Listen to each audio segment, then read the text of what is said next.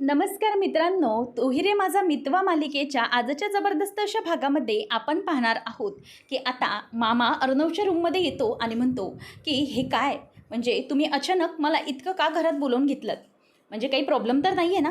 तेव्हा आता अर्णव म्हणतो की मामा, आम्ही एक प्लॅनिंग केलं आहे, त्याबद्दल जरा तुझ्याशी डिस्कशन करायचं होतं. तेव्हा मामा विचारतो की नक्की कोणतं प्लॅनिंग, कशाबद्दल. तेव्हा अर्णवला तो म्हणतो की नक्की काय आहे. तेव्हा अर्णव म्हणतो की राकेशला ट्रॅप करण्यासाठी एक शेवटचा प्लॅन बनवला आहे. त्यावेळेला मग मामा म्हणतो की आता काय प्लॅनिंग केलं आहे तुम्ही दोघांनी. तेव्हा अर्णव म्हणतो की तिला विचार, ईश्वरीला, ती सांगेल तुला. तेव्हा मामा म्हणतो की काय, नक्की काय प्लॅनिंग आहे. तेव्हा ईश्वरी म्हणते की मामा, राकेशला आपण आता असं ओळखू शकतो, म्हणजे तो घरात कोणी नसताना मी त्याच्या रूममध्ये जाईन, त्यानंतर त्याच्या नेमक्या काय हालचाली असतील ना, त्या बघितल्यानंतर लक्षात येईल की नेमकं त्याचं काय मत आहे. जर तो पहिल्यासारखा वागला तर समजून जायचं की तो तसाच आहे, तो फक्त नाटक करतोय. मामा म्हणतोय की पण तुम्हाला कळतं आहे का, तुम्ही दोघंजणं किती मोठी रिस्क घेताय, एवढी मोठी रिस्क. तेव्हा अर्णव म्हणतो की मी पण तेच बोलत होतो मिस इंदोरला की एवढी मोठी रिस्क नको घेऊया. तेव्हा ईश्वरी म्हणते की नाही मामा, हे सगळं आपण व्यवस्थित ठरवूया, म्हणजे ना काहीच प्रॉब्लेम नाही आहे, सगळ्यांचं लक्ष असणार आहे माझ्यावर. आणि तुम्हाला सांगू का की अर्णव सर पण इथे घरातच असतील, फक्त तिथे रूममध्ये नसणार आहेत. तेव्हा मामा म्हणतो की पण तरीही मला टेन्शन येतं आहे गं, इतक्या सगळ्या मोठ्या प्रॉब्लेममध्ये उगीचंच काही व्हायला नको, इतकंच वाटतंय. तेव्हा मामा म्हणतो की ठीक आहे, म्हणजे तुम्ही दोघांनी काहीतरी विचार करूनच केलं असेल, पण नक्की कसं आणि काय याचा विचार जरा करा. तेव्हा मामाला तो म्हणतो की हे बघ, मी प्लॅनिंग कसं केलं आहे ते तुला जरा समजावून सांगतो. अगोदर काय करायचं आहे ते म्हणजे की सगळेजण आता घरातून बाहेर येत असा सीन क्रिएट करायचा आहे. मामी ही अंजली ताईला घेऊन, बाळाला घेऊन डॉक्टरकडे जाणार आहे, त्यानंतर तूही त्यांच्याबरोबर जाशील असं होणार आहे. मग मी पण एखाद्या कामासाठी म्हणजे मीटिंगसाठी घरात नाही आहे असं दाखवण्यात येईल. आणि त्याचप्रमाणे आकाश तर काय, तो नमूला भेटायला गेला आहे, त्यामुळे मग प्रश्न नाही आहे, घरात कोणीच नाही असं सगळं चित्र उभं राहणार आहे. आणि मग त्यानंतर राकेश काय करतो आहे ते आपल्याला बघायचं आहे. तेव्हा मामा म्हणतो की ठीक आहे, म्हणजे तुम्ही विचार करून केलं आहे, पण सगळं जपून करा रे बाबा, असं मामा त्यांना म्हणतो. त्यानंतर मग मामा आणि तिघांचाही प्लॅन रेडी झालेला असतो. कनू मस्तपैकी बाळाला तयार करत असते आणि म्हणते की चला आता बाळाला कुठे घेऊन जायचं आहे, आणि डॉक्टर काकांना भेटायला कोण जाणार आहे, चला चला लवकर चला, भूर जायचे भूर, असं म्हणून ती खूप खुश असते आणि कनूला देखील खूप खुश ठेवण्याचा प्रयत्न करत असते.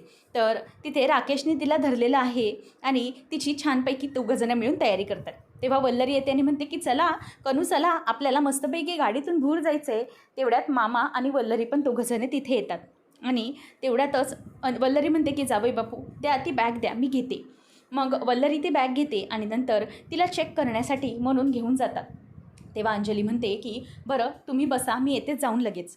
तेव्हा तो म्हणतो की ओके ठीक आहे, या जाऊन पटकन, आणि डॉक्टर काय म्हणतात ते नीट बघा. मग तो तिचे सगळं काही ज्या वस्तू असतात, पावडर टिकलीचे डबे, ते आवरून ठेवतो. आणि अर्णवला इथे डोक्याला खूप टेन्शन आलेलं असतं.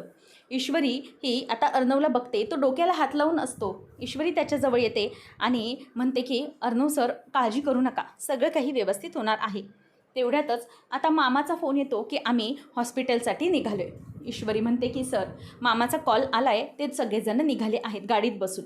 तेव्हा अर्णवचा चेहरा पडलेला असतो. ईश्वरी त्याला समजावते की हे बघा अर्णव सर, मला माहिती आहे की हे जे सगळं काही सुरू आहे ना, या सगळ्या गोष्टी तुम्हाला त्रास देतात, बरोबर की नाही. मग तुम्ही नका विचार करू या सगळ्याचा, सगळं काही ओके होणार आहे. आणि तसंही आपण हे सगळं केलं आहे ना, म्हणजे माझ्याजवळ तो कॅमेरा असणार आहे ना, त्यामधून त्या रूममध्ये काय सुरू आहे सगळं तुम्हाला ऐकायला मिळणार आहे. त्यामुळे अजिबात घाबरू नका. जर तुम्हाला काही वेगळं वाटलंच ना, तर मग तुम्ही नक्कीच येऊ शकता ना रूममध्ये, घाबरण्याचं काय कारण आहे. त्यावेळेला तो म्हणतो की हो मला माहिती आहे, पण तरीही कुठलाही प्रॉब्लेम आला तर मला जरा भीती वाटत आहे. तेव्हा ईश्वरी म्हणते की हो सर, नका प्रॉब्लेम करून, म्हणजे टेन्शन घेऊ नका. हा बघा, माझा ना कॅमेरा हा माझ्या इथे चालूच म्हणजे राहणार आहे, म्हणजे तसंही तुम्हाला काही वाटलं तरीही तुम्ही पटकन येऊ शकता. तो म्हणतो की ओके फाईन मिस इंदोर, आणि लक्षात घे, व्यवस्थित तू लक्ष ठेव, कुठल्याही प्रकारचा प्रॉब्लेम होता कामा नये. आणि त्या राकेशच्या नेमका काय हालचाली आहेत ना, नक्की काय आहे हे सगळं याच्याकडे तू अगदी बारीक लक्ष ठेव, म्हणजे आपल्याला समजेल की काय करायचं आहे ते. अर्णव म्हणतो की मी बाहेर बसलेलोच आहे तिकडे, तू सगळ्या गोष्टी व्यवस्थितपणे मॅनेज कर. आता अर्णवने तिच्या मोबाईल फोनसोबत आपले सगळे काही कॉल्स देखील रेडी ठेवलेले असतात. ते ऐकण्यासाठी त्याने कानामध्ये ब्लूटूथ देखील घालून ठेवलेले असतात. त्यानंतर आता ईश्वरी ही त्याच्या रूममध्ये जायला तयार झालेली असते. अर्णव हा त्याचा फोन चालू करतो आणि ज्याप्रमाणे ईश्वरीने सगळं काही सेटिंग केलेलं आहे त्याप्रमाणे त्याला ते सगळं काही ऐकू येणार असतं. राकेश त्याच्या रूममध्ये काम करत बसलेला असतो आणि त्याचं लॅपटॉपवर काम सुरू असताना तो खूपच बिझी असतो आणि काम भरपूर झाल्यामुळे त्याला अगदी थकायला झाल्यासारखं झालेलं असतं.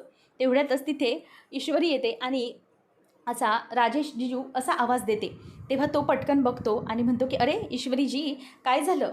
तेव्हा ती म्हणते की नाही म्हणजे तुम्ही सकाळपासून काम करत बसले होते ना आणि कंटाळले असेल, घरात कणू पण नाही आहे ना, त्यामुळे मग वैताग आला असेल म्हणून म्हटलं की जरा तुम्हाला सरबत घेऊन जाऊया. म्हणजे तुम्ही कंटाळा आला असेल आणि थकला देखील असेल ना, म्हणून तुमच्यासाठी सरबत घेऊन आली.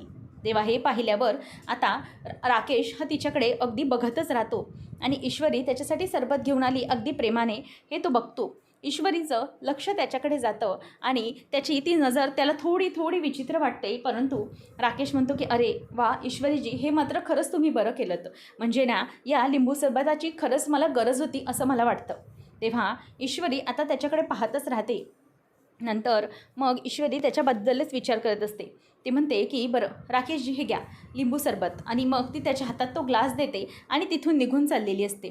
तेवढ्यातच आता राकेश त्या सरबताचा एक घोट घेतो आणि वा एकदम मस्त असं तो पटकन तिथून बोलतो. तेव्हा त्याचा हा जो काही रिप्लाय असतो तो अर्णव तिथून ऐकत असतो. आता त्यालाही जरासं शॉक झाल्यासारखं वाटतं. ईश्वरी पण पटकन दचकते. तो तिकडून ईश्वरी 1 मिनिट थांबा असा आवाज देतो. तेव्हा ती पटकन मागे वळून बघते. तेव्हा तो म्हणतो की वा खरंच ईश्वरी मॅडम एकदम मस्त सरबत बनवलं आहे तुम्ही. पिऊन ना एकदम घशाला थंड लागल्यासारखं झालं. या उन्हाळ्याच्या दिवसांमध्ये खरंच या सगळ्याची ना खूप गरजच होती मला. राकेश म्हणतो की ईश्वरी मॅडम म्हणजे ना तुम्ही ना खरंच खूप चांगले आहात. मी बघतोय ना म्हणजे माझा मेमरी लॉस झाला आहे खरा, परंतु मी बरा झाल्यापासून बघतोय की तुम्ही खरंच प्रत्येकासाठी खूप काही करत असता. आणि हा सरबत हे तर अगदी माझ्यासाठी एकदम जीवन संजीवनी म्हटल्यासारखंच आहे. कारण की इतकं फ्रेश वाटलं ना मला हा एक घोट घेऊन, म्हणजे तुम्हाला मी खरंच काय सांगू. असं म्हणून आता तो मुद्दामच ईश्वरीकडे बघत असतो. ईश्वरीला थोडं विचित्र वाटत असतं की नक्की याच्या मनात काय आहे. राकेश म्हणतो की ईश्वरीजी हेच काय, तुम्ही जेवणही खूप उत्तम करता हो. म्हणजे ना एखाद्याला माणसाला भूक नसेल ना तरीही तुम्ही जेव्हा ते ताट वाढता ना जेवणाचं, ते जेवणाचं ताट पाहून आणि जेवूनच एखाद्याला डबल भूक लागेल असं तुम्ही जेवण बनवता आणि इतकं सुगरणपणाने सगळं काही बनवता. खरंच तुमच्या हाताला खूप चव आहे हो, आणि तुम्ही सुगरण आहात. बघा ना साधा हा लिंबू सरबत, पण तोही इतका चविष्ट बनवला आहे तुम्ही की एक एक घोट नुसता असा चाखत घ्यावा असा वाटतोय. तेव्हा इथे ती लगेचच त्याच्याकडे बघत असते आणि तो लिंबू सरबत पित असताना ईश्वरी त्याच्याकडे बघते, तर तो लिंबू सरबत अगदी तिच्याकडे बघतच पित असतो. अर्णव हा पूर्ण विचार करत असतो की नक्की काय चालू असेल, या राकेशच्या मनात काय आहे अजूनही थांगपत्ता लागत नाही आहे. तेवढ्यातच आता जो रूमचा दरवाजा असतो तो बंद होतो आणि म्हणूनच लगेच राकेश म्हणतो की अरेच्छा हा दरवाजा कसा काय बंद झाला. म्हणून तो पुढे येतो आणि पुढे येऊन लगेचच त्या गोष्टीचा विचार करायला लागतो. ईश्वरी म्हणत असते की नक्की याच्या मनात काय चालू आहे, हा काय करण्याचा प्रयत्न करतोय. तेव्हा राकेश तिच्याजवळ येतो आणि म्हणतो की म्हणजे कसं आहे ना ईश्वरीजी, मी दरवाजा उघडला कारण आपण या घरात दोघंच एकटेच आहोत. मला वाटतं घरात कोणी नाही आहे आणि या रूममध्ये अंजली मॅडम पण नाही आहेत. मग उगीचच ना असा कोणाला संशय यायला नको ना की हे दोघंजणी या बंद दरवाजामध्ये काय करत आहेत. म्हणजे कसं आहे उगीचच कोणालाही असा शंकेला वाव नको, इतकंच मला वाटत आहे. कोणीही चुकीचा विचार आपल्याबद्दल करायला नको. अंजली मॅडम समजा पटकन आल्या आणि त्यांनी आपल्या दोघांना या रूममध्ये असं पाहिलं तर उगीच कसं त्यांना नको ना वाईट वाटायला, म्हणून बाकी काही नाही. आणि तसंही परस्त्री ही मातेसमान असते, त्यामुळे कुठल्याही परस्त्रीबाबत कधीही चुकीचा विचार करू नये. आणि ईश्वरीजी तुम्ही तर आपल्या घरच्या आहात, गृहलक्ष्मी आहात, तुमच्याबाबत चुकीचा विचार करणं म्हणजे खूपच कठीण. खरंच तुम्ही खूप छान आहात. म्हणजे तुम्ही इतकं घरही छान सांभाळता. खरंच तुमचा स्वभावही फार आवडतो मला. सगळ्या घराला तुम्ही दोघांनी खूप छान सांभाळलं आहे. असं म्हणून तो तिचं कौतुकच करत असतो आणि म्हणतो की हे घ्या लिंबू सरबत झाला आहे माझा पिऊन, खरंच थँक्यू सो मच, खूप खूप आभारी आहे. असं म्हणून आता तो तिला बोलून दाखवतो आणि ईश्वरी म्हणते की ठीक आहे येते मी, असं म्हणून ती तिथून बाजूला जाते. पण त्याच्या मनात नेमकं काय असतं ना हे काही ईश्वरीला कळत नाही. म्हणजे त्यांनी जो काही अंदाज बांधलेला असतो तो सगळा चुकीचा इथे ठरलेला आहे. राकेश हा लॅपटॉप घेऊन पुन्हा एकदा काम करायला लागतो आणि मग ईश्वरी बाहेर येते. तेव्हा त्या दोघांचं सगळं काही बोलणं अर्णव ऐकतो, परंतु त्यालाही तिथे कोणताही डाऊट वाटत नाही. तर त्याचबरोबर इथे आता ईश्वरी ही तो तिचा ग्लास घेऊन बाहेर निघून जाते आणि रूममध्ये येते आणि विचार करत असते की हे काय घडलं. म्हणजे मला खरंच विश्वासच बसत नाही आहे की राकेशसारखा माणूस असा वागला आहे. अर्णव आता तोही खाली विचार करत असतो. थोड्या वेळाने तो देखील ईश्वरीच्या म्हणजेच त्यांच्या रूममध्ये येतो आणि पुढचा विचार करायला लागतो. ईश्वरी म्हणते की ईश्वरीला म्हणतो, मिस इंदौर, म्हणजे मलाही हा थोडा शॉकिंगच वाटलं. तेव्हा ईश्वरी म्हणते की सर, आपण चुकलो असं वाटतंय मला. खरंच आपण त्याच्या बाबतीत मोठी चूक केली आहे. कारण की तो हे जे काही वागतोय ना, आपल्याला वाटत होतं की हा माणूस चुकत आहे, परंतु नाही. म्हणजे आपण जो काही प्लॅन केला आहे ना, तो अगदी यशस्वी झाला नाही असं म्हणता येणार नाही. कारण की यामधून आपल्याला लक्षात आलं आहे की तो नक्की काय वागू शकतो किंवा त्याच्या मनात नेमकं काय आहे. तेव्हा अर्णव पण म्हणतो की हो, राकेशच्या बाबतीत कदाचित आपण चुकीचा विचार केलेला आहे. म्हणजे आपल्याला वाटत होतं की तो सुधारलेला नाही आहे किंवा त्याचा मेमरी लॉस झाल्याचं नाटक करतो आहे, पण नाही, तो नाटक करत नाही आहे, त्याला खरंच मेमरी लॉस झालेला आहे. तेव्हा ईश्वरी म्हणते की सर, मग मला कळत नाही आहे की आता आपण नेमकं काय करायचं, कशा पद्धतीने या सगळ्या गोष्टी आपण हँडल करू शकतो. तेव्हा अर्णव म्हणतो, मिस इंदौर, हे सगळं खरं तर माझ्यासाठी खूप शॉकिंग आहे. मीही ऐकत होतो, त्याने कुठल्याही बाबतीत त्याचं असं वाटलं नाही मला बघून की तो मुद्दाम वागतोय. त्याच्या प्रत्येक वागण्यात खरेपणा जाणवत होता. ईश्वरी म्हणते की हो, तेही आहेच. म्हणजे ना, तो ना वागत होता ना सर, असं वाटत होतं की एखादा जबाबदार पुरुष आणि एखादा संस्कारी माणूस कसा वागतो तसा. एरवी तर त्याचं वागणं अगदी लफंग्यासारखं असायचं, परंतु आज त्याच्या वागण्यामध्ये मला एक वेगळाच राकेश दिसला. म्हणजे जबाबदार राकेश, जो कधीही कुठल्या बाईकडे चुकीच्या नजरेने बघत नाही, कायम प्रत्येक बाईसोबत चांगलाच वागतो, असा राकेश मला दिसला. खरंच माझा आता विश्वास बसला की हा खरंच याचा मेमरी लॉस झाला आहे. तेव्हा इथे राकेशचं मात्र वेगळंच सुरू असतं. तो मनातल्या मनात खूपच आनंदात असतो. तो म्हणतो की वा, फायनली मी ईश्वरी आणि अर्णव यांना वेडं बनवण्यात यशस्वी झालो आहे. एप्रिल फूल आणि ईश्वरी आणि अर्णव या दोघांचा माझा हा अवतार बघून डब्बा गुल, असं म्हणून तो खूप खुश होत असतो आणि म्हणतो की तुम्हाला काय माहीत की मी तुम्हाला कसं फसवतोय ते. तुमचं हे जे काही प्लॅनिंग आहे ना, ते मला माहीत होतं की तुम्ही या थराला देखील जाऊ शकता आणि तुमचा हा माझ्यासाठीचा असणारा शेवटचा डाव असू शकतो, हे देखील मला माहीत होतं. आता फ्लॅशबॅकमध्ये इथे दाखवले गेले आहे की जेव्हा त्याचं ॲक्सिडेंट झालेलं होतं राकेशचं, त्यावेळेला राकेशने काय घडवून आणलं होतं. म्हणजेच राकेशला जेव्हा डॉक्टर भेटायला आला होता, त्याच वेळेला तो डॉक्टरांसोबत काय बोलत होता. म्हणजे डॉक्टर हे राकेशशी बोलायला त्याच्याच OPDमध्ये जातात, म्हणजेच त्याच्या ICUच्या रूममध्ये जातात. तेव्हा तो डॉक्टरांना म्हणतो की काय डॉक्टर साहेब, कशी वाटली माझी ॲक्टिंग. तेव्हा डॉक्टर म्हणतात की वा, खरंच म्हणजे ना तुम्हाला मानलं, एकदम ग्रेट, एकदमच भारी केलं था तुम्ही सगळं. म्हणजे तुमचं कौतुक करावं तेव्हा कमी आहे. म्हणजे एखादा हिरो पिक्चरमधला विलनही तुमच्या पुढे कमी पडेल अशी तुम्ही सगळी ॲक्टिंग केलेली आहे. तेव्हा आता राकेश म्हणतो की पण मग इतकी ॲक्टिंग आहेच भारी आपली, तुमचा पण बसला की नाही विश्वास. तेव्हा लगेचच डॉक्टर म्हणायला लागतो की पण अहो, तुमची बायको आत्ताच बाळंतीण झाली, तुम्ही तिच्याबद्दल जराही कशी सहानुभूती नाही दाखवली. आत्ताच तुमची मुलगी जन्माला आली आहे आणि तुम्ही मात्र त्यांना इतका त्रास देताय. तुमचा हा प्रकार अवतार पाहून त्यांना किती त्रास होतो हे बघताय ना तुम्ही. तेव्हा राकेश हसायला लागतो आणि म्हणतो की काय डॉक्टर साहेब तुम्ही पण, अहो तुम्ही आत्ता तर मला विलन म्हणालात ना, मग विलन कधी कोणाचा विचार करतो का. विलन हा कायम विलनच असतो आणि तो असाच वागत असतो, माहिती आहे ना तुम्हाला. तेव्हा डॉक्टर आता हसून त्याला टाळ्या द्यायला लागतात. डॉक्टर साहेबांना तो म्हणतो की बघितलं, या सगळ्या गोष्टी अशा घडवायच्या असतात. आता तुम्ही माझी मदत केली त्यासाठी थँक्यू, पण पुढे आपल्याला हे नाटक असंच रंगवायचं आहे बरं का. या नाटकाला अगदी बहार आला पाहिजे इतकं हे नाटक रंगलं पाहिजे. दोघं जणांचाही तो प्लॅन तिथे झालेला असतो. त्यावेळेला इथे आता हे सगळं होत असताना राकेश घरातच विचार करतो की यांना माहीतही नाही आहे की डॉक्टरलाही मी माझ्या खिशात घातलं होतं ते. खरं तर डॉक्टर अगोदर ऐकायला तयार नव्हता, नाटकं करत होता, आडेवेडे घेत होता, म्हणजे माझं गोष्ट करायला मागत नव्हता.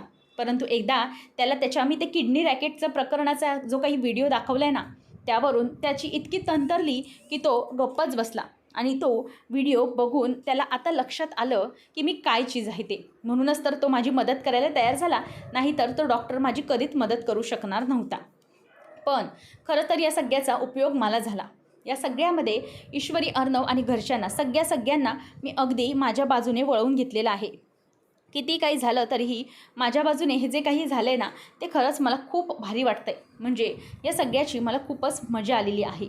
आता पटकनच राकेश हा म्हणतो की ईश्वरी, अर्णव, तुम्ही आता पूर्णपणे माझ्या जाळ्यात फसलेले आहात. काही झालं तरीही तुम्ही माझ्या जाळ्यातून कधीच बाहेर येऊ शकणार नाही. आता हा राकेश पुढे काय काय करतो, तुम्हाला कसा कसा नाचवतो ना, हे फक्त तुम्ही सगळेजण बघतच राहा. या राकेशची ही जी काही तरा आहे तुम्हाला कधी कळणारच नाही. चला, फायनली ईश्वरी आणि अर्णव आता माझ्या जाळ्यात फसले. तर अर्णव ईश्वरीला म्हणत असतो की मिसिंदोर, तुला तिथे काहीच वाटलं नाही ना? तेव्हा ईश्वरी म्हणते की नाही सर, मला खरंच त्याच्याबद्दल काहीही संशय आला नाही. या उलट मी खरंच खूप विचार केला की नक्की याच्या मनात काय चालू आहे, परंतु नाही, याच्या मनात काहीच चालू नव्हतं. अर्णव म्हणतो की मिसिंदोर, आपण म्हणजे आत्तापर्यंत त्याच्यावर अविश्वास दाखवत होतो ते खरंच खूप चुकीचं होतं. हा राकेश कधीच आता मेमरी लॉसचं नाटक करत नाही आहे असं समोर आलं आहे. म्हणजे तो हे जे काही वागतोय ना, ते पूर्णपणे खरं वागतोय. ताईसोबत किंवा काही सगळ्यांसोबत तो जे काही वागतोय याच्या वागण्यामध्ये सच्चेपणा आहे. आपण ठरवलं होतं त्या दिवशी त्याचा पर्दाफाश करायचा, परंतु ते सगळं जमलं नाही. ईश्वरी म्हणते की हो ना, म्हणजे मलाही असंच वाटत होतं की आता या सगळ्या प्लॅनमुळे राकेशचं खरं रूप आपण सगळ्यांसमोर आणू शकू, परंतु तेही नाही जमलं. त्यावेळेला जो राकेश होता तो त्या ॲक्सिडेंटमुळे पूर्णपणे आता मेला गेला आहे. म्हणजे त्या गेलेल्या राकेशमध्ये आता हे कुठलेही गुण राहिलेले नाही जे आताच्या राकेशमध्ये आहे. तो पूर्णपणे बदललेला आहे. मग त्याचा पर्दाफाश काय करायचा मला पण कळत नाही. नशीब हे प्रत्येकाबरोबर असं खेळ का खेळत असतं? ज्यावेळेला आपल्याला वाटतं की वेगळंच काहीतरी घडेल, पण दुसऱ्या क्षणाला दुसरंच काहीतरी होऊन बसतं. आता अशी वेळ आहे की त्या राकेशला आपण काहीच बोलू शकत नाही, कारण तो सगळं विसरला आहे. दोघंजणही विचारत असतात. इथे आकाशही टेन्शनमध्येच असतो. तो नमूच्या घरीच बसलेला असतो. तेव्हा सुप्रिया म्हणते की हे बघा आकाश, मला माहिती आहे की तुम्ही या सगळ्याचा खूप विचार करताय, पण खरंच तुम्ही आता घरी जा. हवं तर मी याबद्दल नमूशी बोलते, तुम्ही प्लीज शांत व्हा. तेव्हा तो म्हणतो की नाही काकू, मला ना खरंच खूप टेन्शन आलं आहे. मला माहिती आहे की नमूना या सगळ्यामध्ये खूप जास्त डिस्टर्ब आहे, पण तिच्याशी बोलल्याशिवाय मी शांत बसणार नाही आहे. खरं तर जेव्हा नमूला जमत नसेल ना, तर मी एक काम करतो, मी तिच्या आणि तुमच्या सगळ्यांसमोर पोलिसांजवळ जातो आणि त्यांना विचारतो की मी खरंच याच्यामध्ये आहे का. मला बघायचं आहे की कोण मला अडकवण्याचा प्रयत्न करते, हे सगळं माझ्या बाबतीत कोण करत आहे ना, हे सगळं मला बघायचं आहे. त्यावेळेला आता इथे आकाश म्हणत असतो की मला काही कळत नाही आहे की हे सगळं काय झालेलं आहे. ते माझं नाव वापरून कोण मला ब्लॅकमेल करण्याचा प्रयत्न करते हे मला शोधून काढलं पाहिजे. तेव्हा सुप्रिया म्हणते की हे बघा, माझा ना तुमच्यावर पूर्ण विश्वास आहे. तुम्ही प्लीज चुकीचा कसलाही विचार करू नका. तुम्ही हे जे काही करताय ते अगदी योग्य करताय, माहिती आहे मला. तेवढ्यातच तिथून आता शुभंकर येतो आणि तो बॅग घेऊन निघालेला असतो. तेव्हा आई विचारते की शुभंकर, हे काय आहे आणि तू बॅग घेऊन कुठे निघाला आहेस? तेव्हा शुभंकर म्हणतो की काकू, मी निघतो, कारण ना हे सगळ्यांना खरंच खूप चुकीच्या पद्धतीने घडतं आहे. मलाही या सगळ्याचं खरंच खूप वाईट वाटतं आहे की हे सगळं माझ्यामुळे घडतं आहे. म्हणजे मी इथे कोणत्या ना कोणत्या गोष्टी तरी कारणीभूत झालो आहे ना. म्हणजे आकाश आणि नमू या दोघांमुळे दोघांमध्ये माझ्यामुळे भांडणं होत आहेत असं वाटतं आहे. म्हणूनच राहू दे, तुम्ही उगीचच मनाला लावून घेऊ नका. सगळं काही मी मनापासून करतो आहे आणि ही जी काही मैत्री आहे ना ती कायम राहील. पण मी इथे नाही थांबणार, कारण की माझ्यामुळे बघ ना, नमू आणि आकाश या दोघांमध्ये भांडण, गैरसमज सगळं काही सुरू झालेलं आहे आणि मला ते नाही बघवणार गं. जर माझ्यामुळे यांच्या नात्याला काही प्रॉब्लेम झाला तर म्हणजे खरंच नको. तेव्हा आकाश म्हणतो की एक मिनिट, हे सगळं करण्याची काहीच गरज नाही आहे तुला शुभंकर, तू का जातो आहेस इथून? तेव्हा मग आकाश समोर तो जातो आणि म्हणतो की हे बघ आकाश, खरंच मला माफ कर, मी हात जोडतो तुमच्यासमोर, परंतु मी हे काहीच केलेलं नाही आहे आणि मला तुमच्या दोघांचा भांडण्याचा कुठल्याही प्रकारचा भाग व्हायचा नाही आहे आणि माझ्यामुळे तुमच्या दोघांमध्ये कोणतंही भांडण व्हावं ना अशी माझी बिलकुल इच्छा नाही आहे. त्यामुळे आपण या सगळ्या गोष्टी इथेच थांबवूया असं मला वाटतं आणि तुम्ही दोघंजणही एकदम सुखाने संसार करा. माझ्यामुळे काही चुकीचं घडायला नको. तेव्हा आकाश म्हणतो की हे बघ शुभंकर, तुझ्यामुळे काही झालं नाही, ऑलराईट. त्याच्यामुळे तू हे घर सोडून जाण्याची काहीच गरज नाही आहे, कारण की तुम्ही दोघंजणही चांगले मित्र आहात, माहिती आहे मला. मगाशी मी काही रागाच्या भरात तुला बोलून गेलो असेल, दॅट आय एम सॉरी, पण अजिबात असं समजू नको मी तुमच्या मैत्रीला विचार नाही केला. हे बघ, मी असं नाही आहे यार, मी अजिबात टॉक्सिक नाही आहे. मला मित्रमैत्रिणी सगळं काही कळतं, तुमचं नातंही समजतं, त्यामुळे तुमच्या नात्याबद्दल मला असं काही चुकीची शंका नाही आहे. पण हे गोष्ट आहे ना की मलाही समजून घ्यायचं आहे की नक्की माझ्या बाबतीत हे सगळं कोणी घडवून आणलं आहे ते. त्यामुळे या सगळ्या गोष्टी मी आता बाजूला करणार आहे आणि प्लीज यार, तू चुकीचा विचार अजिबात करू नको आणि तू इथून जर गेलास ना तर काकू किंवा नमूच्या पेक्षा वाईट मला जास्त वाटेल. त्यामुळे प्लीज तू इथून जाऊ नकोस, तू इथेच थांब. तेव्हा आकाशला तो म्हणतो की सिरियसली आकाश, तुझ्यासारखा ग्रेट पर्सन पाहून ना मला खूप बरं वाटतं की नमूला तुझ्यासारखा नवरा मिळणार आहे. तो त्याला आता मिठी मारतो आणि म्हणतो की थँक्यू सो मच. तू माझ्या मनावरचं खूप मोठं वजं हलकं केलं आहेस आकाश, तुला माहीत नाही. असं म्हणून तो त्याला मिठी मारतो. त्यानंतर आकाशही गप्पच असतो. त्यानंतर आपल्याला पाहायला मिळतं अर्णवला शिर्केंचा कॉल आलेला असतो आणि तो म्हणतो की हां ओके बोला Shirke. What are you out of your mind? काय बोलताय तुम्ही, हे तुम्हाला कळतं आहे का? तेव्हा मग तिथून शिर्के त्याला काहीतरी सांगत असतात. अर्णव चिडतो. अर्णव म्हणतो की हे बघा प्लीज तुम्ही काही बोलू नका. शिर्के, तुम्हाला माहिती आहे की माझ्या सगळ्या इथे मीटिंग लाईंड अप आहेत. मग तुम्ही ही मीटिंग कशी काय ठरवू शकता बँगलोरची अचानक? यू नो व्हेरी वेल ना. मग तुम्ही हे सगळं का करताय? तेव्हा मग इथे तो म्हणतो की हो मला माहिती आहे, मी मामाला पाठवू शकतो, अदरवाईज आकाशला पाठवू शकतो. पण मामाला आता या वेळेमध्ये घरात काय प्रॉब्लेम चालू आहेत ते तुम्हाला माहिती आहे. कसे जाणार? आणि त्यात त्या आकाशलाही स्वतःचे पर्सनल प्रॉब्लेम्स आहेत. मग त्यांना मी स्वतःला हे कसं सांगू पाठवायला? आणि इकडच्या मीटिंग्स कॅन्सल करून मलाही तिथे जाता येणार नाही आहे. नो शिर्के, तुम्ही हे शेड्यूल नीट बसवा. तुम्हाला कसं कळत नाही आहे? मला आता सांगा कोण जाणार आहे त्या एवढ्या एमर्जन्सी बेसवर तिकडे? तेवढ्यात तिथे राकेश येतो आणि राकेश म्हणतो की एक मिनिट मला जरा बोलू द्याल का म्हणजे माफ करा मी मध्ये मध्ये जरा बोलतो आहे, पण एकदा जरा मी बोलू का? तेव्हा अर्णव म्हणतो एक मिनिट जरा थांबा शिर्के. हां बोला काय झालं? तेव्हा राकेश म्हणतो की म्हणजे मला एक तुम्ही संधी दिलात तर मी नक्की जाऊ शकेन बँगलोरला. म्हणजे बघा तुम्हाला कसं वाटतं? तुम्ही जर मला एक संधी दिलात तर मी नक्कीच काहीतरी करू शकेन. तेव्हा लगेचच राकेशनं असं बोलणं ऐकल्यानंतर अर्णव तयार होतो आणि शिर्केंना सांगतो की ओके राजेश भोसले जातील बँगलोरला, त्यांच्या तिकीटची व्यवस्था करा. फोन कट केल्यानंतर तो म्हणतो की खरंच म्हणजे राजेश जीजू तुम्हाला जमणार आहे का तिकडे जायला? म्हणजे काही प्रॉब्लेम तर नाही ना? त्यावेळेला राकेश म्हणतो की नो म्हणजे मला काही प्रॉब्लेम नाही आहे, पण तुम्हीच खरंच माझ्यावर इतक्या कमी वेळात विश्वास टाकलात आणि मला संधी दिली ना त्याबद्दल खरंच थँक्यू सो मच. म्हणजे मला माहीत नाही मी माझं काम कसं करेन, परंतु तुम्ही हा जो काही माझ्यावरती विश्वास टाकला आहे ना या विश्वासामुळे मी माझं काम 100% देण्याचा प्रयत्न करेन. माझ्या बाजूने मी पूर्णपणे प्रयत्न करेन.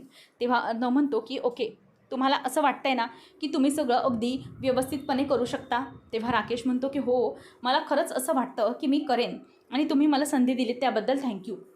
अर्णव म्हणतो की ओके शिर्के आहेत ना त्यांच्याशी तुम्ही बोलून घ्या, ते सगळं तुम्हाला ब्रीफ देतील याबद्दल काय करायचं आणि काय नाही, आणि तिकडची सगळी काही बाजी तुम्ही मारून याल मला माहिती आहे. तेव्हा तिथून राकेश आता ओके असं बोलून निघून चाललेला असतो. तेवढ्यातच अर्णव त्याच्या कामाला लागतो. पुन्हा राकेश समोर येऊन म्हणतो की एक मिनिट अर्णव साहेब, खरंच पुन्हा एकदा आभार आहे तुमचे. म्हणजे माझं इतकी मेमरी गेलेली असताना, मोठा ॲक्सिडेंट झालेला असतानाही तुम्ही मला इतकी मोठी संधी दिल्यात, त्यात थँक्यू सो मच. तेव्हा ओके ठीक आहे असं म्हणून ते तिथून आता निघून जायला सांगतो आणि राकेशही तिथून जातो. त्याचबरोबर इथे आता हॉस्पिटलमधून सगळे आलेले असतात. वल्लरी म्हणते की थांब अंजू येते, मी दरवाजा उघडते, आणि बाळाला बाहेर काढतात. तेव्हा अंजू म्हणते की आलो आपण पुन्हा आपल्या घरी आलो. तेवढ्यात मग ईश्वरी येते आणि म्हणते की मी बाळाला घेऊ का? तेव्हा ती म्हणते की नको आहे, घेतलं आहे मी. त्यानंतर मग ती विचारते की काय म्हणाले डॉक्टर? तेव्हा मामी म्हणते की डॉक्टर म्हणाले बाळ एकदम ओके ठणठणीत आहे, पण ना फक्त तुम्ही एकदम पॉझिटिव्ह वातावरणात घरात राहा घरामध्ये, आणि बाळाला कुठल्याही निगेटिव्ह वातावरणामध्ये ठेवू नका आणि निगेटिव्ह माणसांच्या आसपासही फिरकू नका असं म्हणाले. तेव्हा लगेच वल्लरी मामा म्हणतो की अच्छा वल्लरी असं म्हणाले डॉक्टर, पण तुला कसं माहिती गं? तेव्हा लगेच अंजलीच मामीची बाजू घेऊन म्हणते की हो असे म्हणाले, कारण मामा तू नव्हतास ना आतमध्ये डॉक्टरांकडे, मामी होती माझ्यासोबत आणि ती पण अशीच म्हणाली. तेव्हा मग तरीही ईश्वरी म्हणत असते की खूप उन्हातून आलात तुम्ही, घेऊ का मी बाळाला? परंतु अंजली म्हणते की नाही अजिबात नको. ईश्वरी तू बाहेर, घरातही काय बाहेर कुठेच बाळाला घ्यायचं नाही आहे, समजलं? बाळाला हात पण नको लावूस तू. पुन्हा एकदा कुठल्याही प्रकारचा प्रॉब्लेम बाळाच्या बाबतीत आलेला मला सहन होणार नाही आहे. तेव्हा असं म्हटल्याबरोबर इथे आता अर्णवला ती म्हणते की अर्णव बघ मी आता तुझ्यासमोरच सांगते आहे की ह्या सगळ्या गोष्टी घडायला नकोत. आता ईश्वरीने पुन्हा बाळाला घ्यायला नको, समजलं? तेव्हा अर्णव म्हणतो की हो ताई मी ऐकलं आहे, आणि बाळाला कोणतंही निगेटिव्ह वातावरण राहणार नाही आहे. तेव्हा ती म्हणते की जर निगेटिव्ह वातावरणातनं निघायचं म्हणालं तर हे घरच सोडावं लागेल, जे तुम्ही नाही म्हणताय. तेव्हा अर्णव म्हणतो की हो त्याच्यासाठी पॉझिटिव्ह वातावरण कायम राहील, नका काळजी करू तुम्ही. आणि तो ताईला आतमध्ये जायला सांगतो. आणि मग ती म्हणते की चला आता आपण बाबांजवळ जाऊया. मामा आता यांच्याकडे बघतच राहतो आणि ते कधी जात आहेत बाजूला हे विचारतो. तेव्हा मामा म्हणतो की काय झालं, यांचं पुढचं काय झालं, राकेशचं काही कळलं का? तेव्हा ईश्वरी आणि अर्णव म्हणतो नाही, त्याचा मेमरी लॉस झालाच नाही आहे. तेवढ्यातच राकेश बॅग भरून निघत असतो. अंजली येऊन म्हणते की काय हो, ही सुटकेस वगैरे का भरताय तुम्ही, काय झालं? तेव्हा तो म्हणतो की अंजली मॅडम, मला ना अर्णव साहेबांनी बँगलोरला जाण्याची संधी दिली, म्हणजे एक मोठं काम आहे ते माझ्या हाती सोपवलं आहे त्यांनी. खरं तर मला खूप बरं वाटलं हे काम पाहून, त्यांनी माझ्यावर इतका मोठा जो विश्वास टाकला आहे ना, खरंच खूप बरं वाटलं. अंजली म्हणते की खरंच चांगलं झालं, म्हणजे तुम्हाला त्यांनी संधी दिली याचा अर्थ त्यांचा तुमच्यावरती विश्वास बसले असंच झालं आहे. तेव्हा तो म्हणतो की हो, ते काही का असे ना, परंतु मला खूप बरं वाटतं आहे, त्यांनी माझ्यावर विश्वास टाकला आहे, तो मला मोडायचा नाही आहे. तो कनूला म्हणतो की बाळा चल, आणि कनू पण म्हणते की म्हणजेच आई म्हणते की बाबा आपले बँगलोरला चाललेत. तर पुढच्या भागामध्ये अंजली झोपलेली असते आणि ईश्वर येऊन बघते, तर ती झोपलेली असल्यामुळे अंगाला हात लावून बघते, तर अंजलीचं डोकं अगदी गरम झालेलं असतं, ताप आलेला असतो. तेव्हा ईश्वरी अर्णवला बोलवते आणि म्हणते की ताईंना खूप मोठा ताप आलेला दिसतोय. तेवढ्यात वल्लरीला आता आकाश म्हणत असतो की मॉम, ह्या सगळ्याच्या मागे कोण आहे ना, हे सगळं मला शोधायचं आहे. हे सगळं कोणी घडवून आणलं आहे, माझ्या नावाने पोलिसांमध्ये कोणी काही खोटी गोष्ट केली आहे आणि माझ्याच नावाचं सिम कार्ड वापरून हे सगळं काय मोठं कांड घडवून आणलं आहे ना, ते सगळं मला शोधायचं आहे. नेमकं काय घडणार आहे ते मलाही खरंच माहिती नाही आहे, पण मला या सगळ्या गोष्टी शोधायच्यात, असं आता आकाश म्हणत असतो. आणि वल्लरी मात्र घाबरते की जर ह्याने हे सगळं शोधलं तर माझं नाव बाहेर पडेल आणि हे सगळं तिनेच घडवलं, हे सगळं समोर येणार आहे. आकाश आता खूप चिडलेला आहे आणि आकाश म्हणतो की मॉम, हे सगळं ना माझ्या आणि नम्रताच्या मागे हे सगळं मिसकम्युनिकेशन आणि आमच्यात वाद घडवण्यासाठी कोणीतरी केलेलं दिसतंय, पण हे कोण आहे ना, या सगळ्या गोष्टी मला शोधाव्या लागतीलच. तर इथे अर्णवने डॉक्टरला बोलवलं आहे आणि इशी ओके, काय झाले ताईला? तेव्हा डॉक्टर म्हणते की हो, म्हणजे त्यांना ताप आलेला आहे, बऱ्यापैकी ताप आहे आणि विकनेस आहे, काळजी घ्यावी. तेव्हा अंजली म्हणते की बाळाला त्याच्यापासून काही प्रॉब्लेम नाही ना? तेव्हा डॉक्टर म्हणते की हो, बाळाला प्रॉब्लेम म्हणजे तुम्ही जर बाळाला घेत राहिला तर त्याला इन्फेक्शन होऊ शकतं, त्यामुळे बाळाला दुसऱ्या कोणाला तरी सांभाळायला दिलात तर उत्तम. तेव्हा ईश्वरी म्हणते की मी आहे ना सांभाळायला बाळाला, काहीच प्रॉब्लेम नाही आहे. तेव्हा डॉक्टर ओके म्हणते आणि अंजली म्हणते की हे बघ ईश्वरी, तू बाळाला सांभाळतेस, पण जर तुझ्यामुळे परत काही प्रॉब्लेम बाळाला झाला ना, तर बघ मी काय करेन, आणि यावेळेला जर माझ्या कनूला काही झालं ना ईश्वरी, तर तुला मी सोडणार नाही बघ, असं पटकनच धमकी आता ईश्वरीला ती देते. नेमकं काय घडणार पाहणं पुढे रंजक ठरेल. अशाच अपडेट्ससाठी चॅनलला सबस्क्राईब करा. धन्यवाद.